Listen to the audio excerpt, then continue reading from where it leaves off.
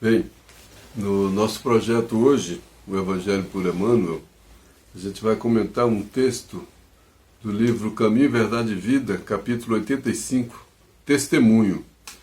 E esse texto é muito curioso, é muito rápido, é muito curto, mas ele traz uma mensagem muito interessante porque pega a gente em um descuido histórico, que a gente comete esse descuido.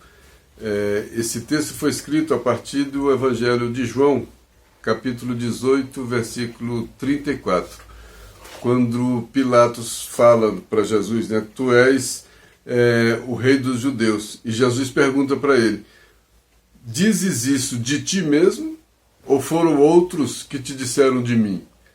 Olha, parece que foi uma coisa, isso está no Evangelho e a gente nem dá tanta importância a isso, né? Pilatos fala que Jesus é o rei dos judeus e Jesus, você está falando isso de você mesmo ou são os outros que disseram de mim? Aí Emmanuel pega esse versículo e traz um raciocínio para a gente trazer esse raciocínio para a nossa religiosidade. Ele diz que essa pergunta do Pilatos, essa colocação, essa pergunta de Jesus a Pilatos, tem um significado mais extensivo, quer dizer, não está só ali no Evangelho, ele quer ampliar o significado dessa pergunta de Jesus. Você fala isso por você mesmo ou porque outras pessoas te disseram? E Emmanuel quer ampliar esse entendimento. E ele quer compreender essa frase a partir das experiências religiosas. Então ele quer entender essa pergunta de Jesus do ponto de vista religioso. Aí a gente já vai entendendo o que o Emmanuel está querendo com isso. Você fala que Jesus é o Salvador porque te disseram ou porque você acredita nisso de você mesmo? E parece também uma coisa que a gente não dá muita importância. Mas de onde eu tenho essa fé? De onde as pessoas têm essa fé? De onde vem esse Jesus que as pessoas acreditam? É porque nasceram numa família cristã e já ouviram sempre falar, porque Jesus, Jesus, e onde é que está esse Jesus em cada um? Olha como tem uma importância grande olhar essa pergunta de Jesus a Pilatos desse ponto de vista da religião. Você fala isso por você mesmo ou é porque alguém está te dizendo isso? Então você reconhece essa figura de Jesus central. A gente chega na doutrina espírita, Jesus é guia e modelo. Então a gente sai, é guia, é modelo, guia para a gente ser guiado por ele, modelo para a gente copiar, e a gente fica, de onde a gente tira essas coisas? Onde é que a gente sente isso? É diferente. O que disso está em mim? Ou o que eu vou no automático? Né? Eu vou no processo da cultura, do costume, das famílias, família cristã, filho, já, né? A gente vê os costumes de passar, as pessoas se benzendo. Por que você se benze? É um ato automático porque você viu, passou na porta de uma instituição religiosa e se benze? Ou por que você fala determinadas expressões? Por que a gente faz determinadas coisas? É esse porquê que Emmanuel está querendo trazer, mas para o ponto de vista religioso, né? E aí ele diz exatamente isso. Quando a gente encara Jesus como esse Salvador, mas esse Salvador no sentido desse caminho, verdade, vida, dessa pessoa que traz esse caminho. Quando a gente encara Jesus, por que a gente afirma? Por que a gente afirma, se você perguntar para um cristão quem é Jesus, e vem no automático, Jesus é o Salvador. O que é esse Salvador? Qual a relação que você tem com esse Salvador? Né? Qual a relação íntima que você tem com esse Salvador? Qual a sua relação com as palavras ditas por esse Salvador? Qual a sua relação com a mensagem desse Salvador? Porque a mensagem desse Salvador é o Evangelho. Então, qual a relação que eu tenho com a imagem de um crucifixo, de uma cruz, e qual a relação que eu tenho com essa mensagem? Né? Aí a gente vai, né, até onde me disseram e até onde sou eu. Qual a experiência íntima que eu tenho com esse Jesus? Porque o dia que eu tiver essa experiência íntima com esse Jesus, esse Evangelho vai me tocar, E a hora que esse evangelho me tocar, eu começo a dar aquele estalo. É quando o filho pródigo cai em si, é quando o Ananias fala, eis-me aqui, Senhor. É quando a gente dá esse estalo, e aí começa uma relação mais íntima, começa uma relação pessoal. E Emmanuel dá o título do texto de testemunho. Aí vem os nossos testemunhos, porque a gente testemunha essa relação íntima e pessoal com esse Jesus que a gente acredita Salvador, e que a gente prefere trocar essa palavra Salvador por uma palavra por um libertador, né? Porque um libertador que liberta, deu o caminho da libertação, mas quem tem que percorrer o caminho dessa libertação é cada um, dando esses testemunhos. Então, a partir desses testemunhos, eu crio essa relação com esse libertador, e eu sigo esse caminho com os meus pés, com os meus passos, e vou me libertando com a orientação desse libertador. Mas aí eu crio essa relação com ele. É muito interessante esse texto e faz a gente pensar, né? Por que eu afirmo que ele é esse Salvador? Né? Aí o Emmanuel pergunta no texto, a gente está só repetindo? É só uma repetição de palavras que eu já ouvi historicamente? Aí ele traz a pergunta. A afirmação, é necessário conhecer o motivo pelo qual atribuímos títulos amoráveis e respeitosos ao Senhor. Eu preciso conhecer o motivo. Por qual motivo?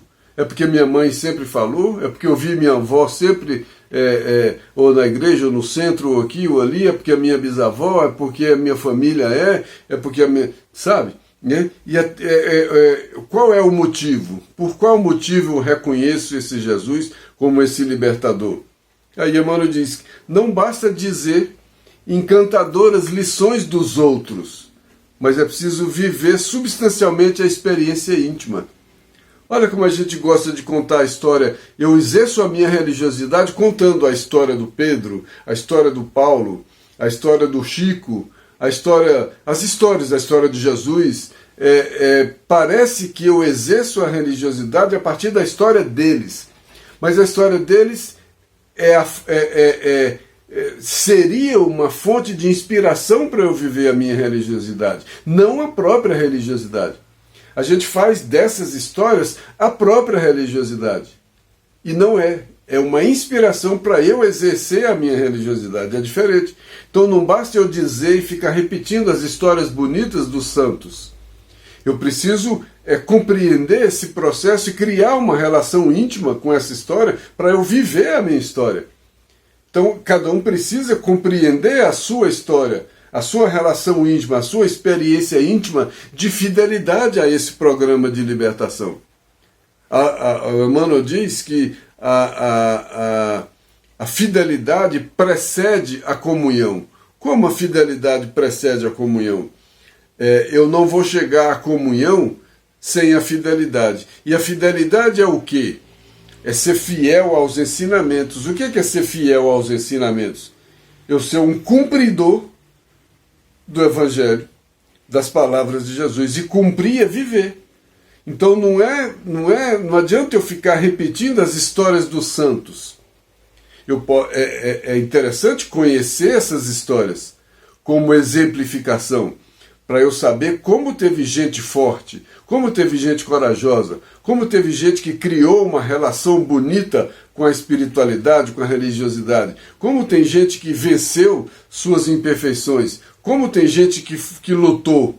A história de Paulo de Tarso é uma história linda de luta, de transformação, de combate interior e etc. Mas eu não vou exercer a minha religiosidade somente citando a história de Paulo de Tarso. A história dele tem que servir de exemplo para eu criar a minha história. É o que ele diz. Eu preciso viver substancialmente uma experiência íntima. Então eu preciso criar a minha relação com esse Cristo. Eu preciso criar a minha relação com esse Salvador, com esse Libertador. Eu preciso criar a minha relação com esse Evangelho. Eu posso ficar citando o Chico o dia inteiro. Eu posso citar o Paulo, o Pedro, a Madalena, Jesus, eu posso citar esse pessoal o dia inteiro. Mas não basta. Eu preciso usar a experiência dessas pessoas para criar uma relação com a minha espiritualidade, uma relação íntima e pessoal. Aí é a minha religiosidade. Aí a gente já exclui um monte de tempo que a gente ficou numa religiosidade automática. Porque eu nasci numa família assim, e minha avó era assim, e minha mãe era assim, e a gente foi educado assim. Por que você é de determinada religião? Ah, não sei. Porque minha avó era, minha mãe era, eu nasci assim, e já fui assim. Sabe? A gente tem que trazer essa responsabilidade. Viver essa experiência íntima. Essa fidelidade ao ensinamento precede a comunhão. E o Emmanuel continua no texto. Jesus não é símbolo legendário, é um mestre vivo. Aqui Emmanuel fala tudo. O que é um legendário? É aquele que fica contando a história dos santos, né? É uma coletânea, né? É uma coletânea dessas legendas, dessas histórias bonitas dos santos. Então Jesus não é uma coleção de histórias. Jesus não é uma história, uma coleção de história de alguém que veio e foi crucificado e para a gente assistir na Semana Santa aquela história e louvar somente. Isso é pouco para a gente. Isso é pouco. Qual é a minha relação com essa história? Como é que eu me relaciono com essa história? Então não adianta eu chegar, é pouco, não é que não adianta, mas é pouco. Eu chegar e limitar o exercício da minha religiosidade a essas coisas automáticas que eu faço. Ah, eu sou espírita porque eu nasci espírita. Porque minha mãe ia para o centro e tomava passe, e desde pequeno eu fiz evangelização infantil, e depois a gente ia, tomava passe, e hoje eu faço isso. É muito pouco. Né? Não é isso que ele está dizendo. E não é um Jesus legendário, é um Jesus mestre vivo. Por que mestre vivo? Vim para que tenham vida e vida em abundância. É um mestre que transforma meu espírito. E só ficar ouvindo essas histórias, mesmo histórias de santos, mesmo histórias bonitas, histórias de grande exemplificação, mas o próprio nome está dizendo exemplificação. O que é um exemplo? Eu vou ver aquilo para eu fazer, baseado naquilo, inspirado naquilo. Então o que é exemplificação não se basta. A exemplificação de Jesus não se basta. Ele foi um exemplo, porque ele é um guia para ser seguido e um modelo para ser copiado. Eu só posso seguir e copiar se eu fizer também esse percurso. Esse é o percurso íntimo. Então não adianta eu ficar... Agora a pergunta de Jesus faz sentido. Não adianta eu ficar falando que Jesus é isso ou Jesus é aquilo se eu não tenho essa relação íntima. Aí cabe a pergunta que ele fez a Pilatos. Quando Pilatos diz que ele era rei dos judeus, ele vira para Pilatos e fala: você diz isso de você mesmo ou porque as pessoas estão te dizendo? Aí Emmanuel traz essa pergunta para o exercício da nossa religiosidade. Emmanuel traz coisas para a gente assusta, né? Então Jesus não é esse símbolo, não é uma história simbólica para a gente viver só repetindo essa história simbólica. Ele é um mestre vivo porque toda hora ele dizia, né, que a gente é uma casa viva, é um tijolo, Pedro, é pedra viva, tudo de Jesus é vivo. Vivo por quê? Porque existe, porque está no processo, porque está construindo, não é morto, né? E essas experiências íntimas com a religiosidade, é isso que transforma a gente, é isso que faz a gente ficar vivo. Aí Emmanuel traz a gente para um testemunho vivo de religiosidade, que é a experiência íntima que eu tenho com os ensinamentos de Jesus. E onde eu vou ter a experiência íntima com os ensinamentos de Jesus? Na história dele ou no Evangelho? Na biografia ou na mensagem? A gente não pode cultuar biografias, porque aí a gente seria esse legendário. Eu não vou exercer a minha religiosidade cultuando biografias. Eu vou exercer a minha religiosidade ouvindo, entendendo, sentindo e vivendo a mensagem desse que que trouxe essa mensagem, e não na história dele, na biografia dele. Por isso é que muitas vezes a gente esquece a mensagem por conta do mensageiro. A gente quer cultuar um mensageiro e esquece a mensagem. E Jesus nunca pediu culto ao mensageiro, ele pediu respeito à mensagem. E a gente confunde mensageiro com mensagem, porque cultuar o mensageiro para a gente é muito mais fácil do que viver a mensagem. Cultuar o mensageiro basta eu ficar repetindo as grandezas de Jesus. Agora, para viver as grandezas dele, aí é uma outra história. É isso que eu não consigo fazer. E como eu não consigo fazer e eu quero me sentir religioso, eu fico repetindo as grandezas de Jesus. E fico repetindo as grandezas dos santos. Mas isso é pouco para o exercício da minha religiosidade. Emmanuel não brinca, né? Aí ele diz, com relação à religião, à religiosidade, é ilógico recorrermos sistematicamente aos patrimônios alheios. A história de Jesus é um patrimônio alheio, a história de Jesus. A história do Pedro é um patrimônio alheio, a história do Pedro. A história do Chico é um patrimônio alheio. A história do Chico, eu podia ter sido criado ao lado do Chico. A história, eu não seria igual ao Chico. Não adianta eu cultuar a história do Chico. Cultuar a história do Chico não vai me fazer um Chico. O que vai me fazer um Chico vai ser entender um monte de coisa que ele fez, um monte de trabalho que ele realizou, um monte de livro que ele foi portador, que ele foi um instrumento para chegar. Esse texto que a gente está estudando, por exemplo, veio pelas mãos do Chico. O Espírito Emmanuel pelas mãos do Chico. Então, mais do que cultuar o Chico, eu preciso usufruir da mediunidade do Chico. Então, em vez de eu estar, o Chico era isso, o Chico era aquilo, achando que eu estou fazendo religião, exercendo religiosidade de maneira completa, não, eu estou elogiando uma pessoa completamente de valor, mas aquilo teria que ser um exemplo para eu também exercer aquilo. Então eu não posso me acomodar e ficar elogiando os santos. E é o que a gente sempre fez, porque elogiar os santos é muito mais fácil. Eu sento numa instituição religiosa, caio de joelhos e fico elogiando os santos. E aí saio de lá da mesma forma como eu entrei. Então eu não tenho que ficar lá elogiando biografias. Eu tenho que ficar lá me transformando. Aí o Jesus pergunta a Pilatos, por que você diz isso? É da sua cabeça ou porque os outros disseram? Por que você é cristão? É da sua cabeça ou porque os outros aqui te fizeram cristãos? Né? Não adianta a gente querer exercer uma religiosidade com patrimônios alheios. O patrimônio tem que ser nosso, né?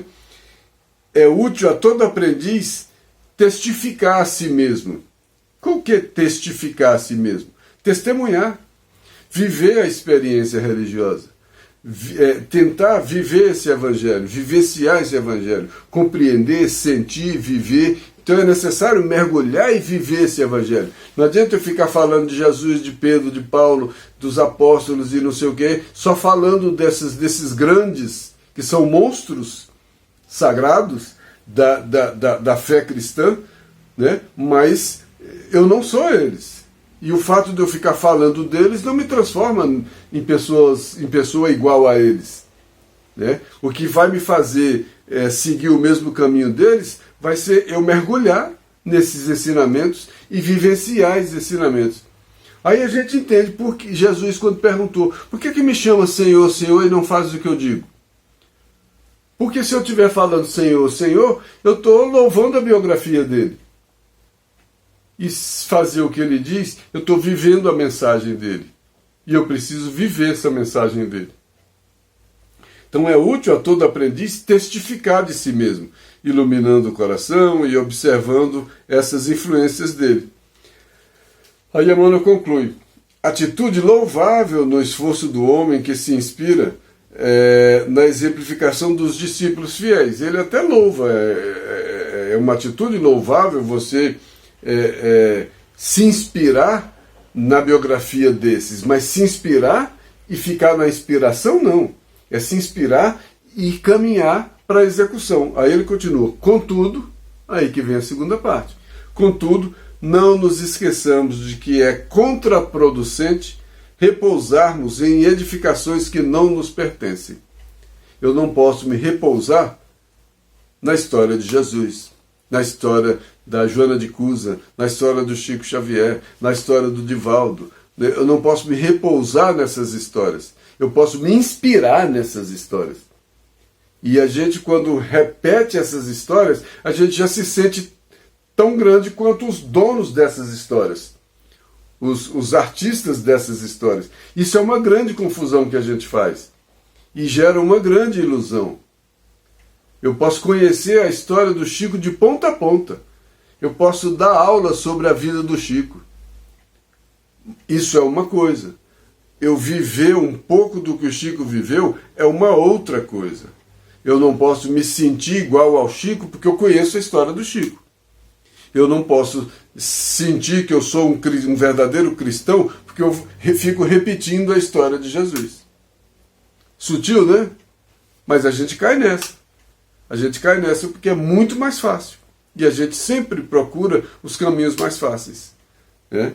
Então, não nos esqueçamos de que é contraproducente. O que é contraproducente? Não produz nada, não vai me adiantar nada, não vai resolver a minha vida, não vai me fazer evoluir, não vai me fazer chegar a essa comunhão, né? Não vai resolver, né, as edificações que não me pertencem, as lutas que não foram minhas, as conquistas que não foram minhas, né, os aprendizados que não foram meus, as vitórias que não foram minhas. Não vai adiantar, que eu não vou crescer espiritualmente com a história alheia, né?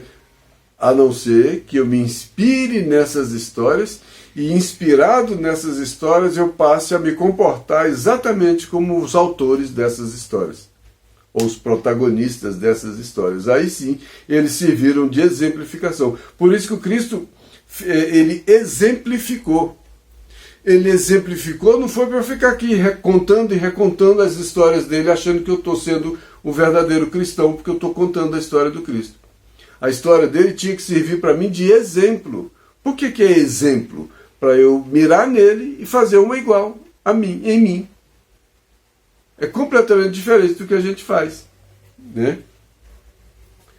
E a gente vai viver a história alheia e esquece de viver a nossa própria história, de travar o nosso próprio combate. É como se eu vivesse contando o combate de Paulo de Tarso e não fizesse o meu próprio combate interior. Então eu vou fazer palestra sobre a vida de Paulo de Tarso. Eu vou viver fazendo palestra sobre a vida de Paulo de Tarso. Mas é muito pouco para mim se eu viver fazendo palestra sobre a vida de Paulo de Tarso, mas a vida dele não servir nada para inspirar na minha própria vida. Eu continuar sempre o mesmo, repetindo a história de Paulo de Tarso. Isso não vai resolver a minha vida. E é o que a gente sempre fez. Que a gente tome mais cuidado e que a gente ouça essa pergunta de Jesus a Pilatos. Você diz isso de você mesmo ou porque os outros é que te disseram? Né? O que a gente está fazendo de nós mesmos? Ou porque alguém que disse? Eu estou fazendo no automático. E a gente parar de confundir os autores das histórias com a exemplificação que cada história dessa dá, né? Que Deus nos abençoe e até a próxima.